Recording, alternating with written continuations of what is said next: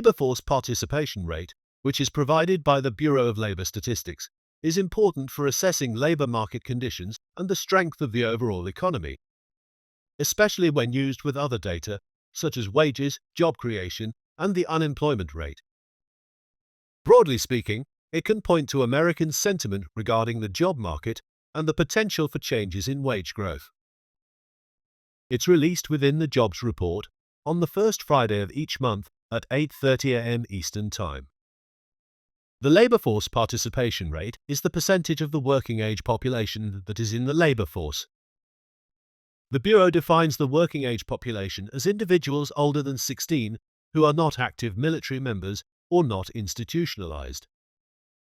For determining the total labor force, the Bureau counts employed individuals and individuals actively seeking employment. To be considered employed, individuals must have worked at least 1 hour during the survey period or be on vacation or sick leave. Unemployed individuals who are awaiting to return to work after a layoff or are actively seeking work are also included in the labor force. The Bureau then calculates the labor force participation rate by calculating the labor force as a percentage of the total working age population. The labor force participation rate declines when individuals stop looking for work because those individuals are still included in the working age population. With that in mind, the labor force participation rate can help determine if changes in unemployment are due to a strong labor market or fewer individuals actively seeking work. Labor force participation can show that unemployed individuals have given up on looking for work, which implies weakening sentiment about the economy. Additionally, low labor participation can imply potential for wage inflation. For example, if employers are creating new jobs, but more members of the working age population aren't joining the labor force, then competition for workers may result in wage pressures. Additionally, employers who can't recruit new employees may face limits on increasing their production.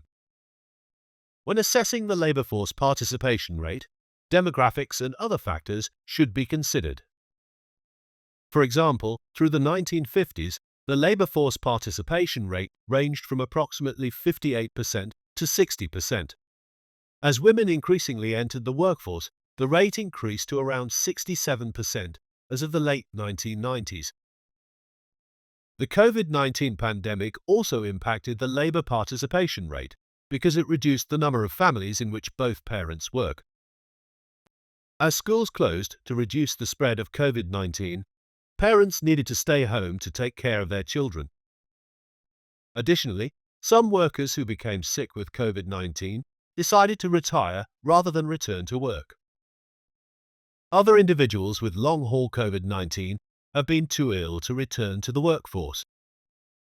Overall demographics are another factor, with the baby boomer generation experiencing increasing rates of individuals leaving the labor force upon reaching retirement age against the backdrop of dwindling birth rates.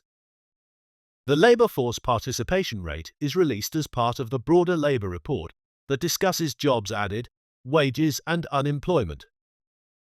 When assessed along with those data points, labor force participation can influence investor sentiment and is an important aspect of the economy's productivity.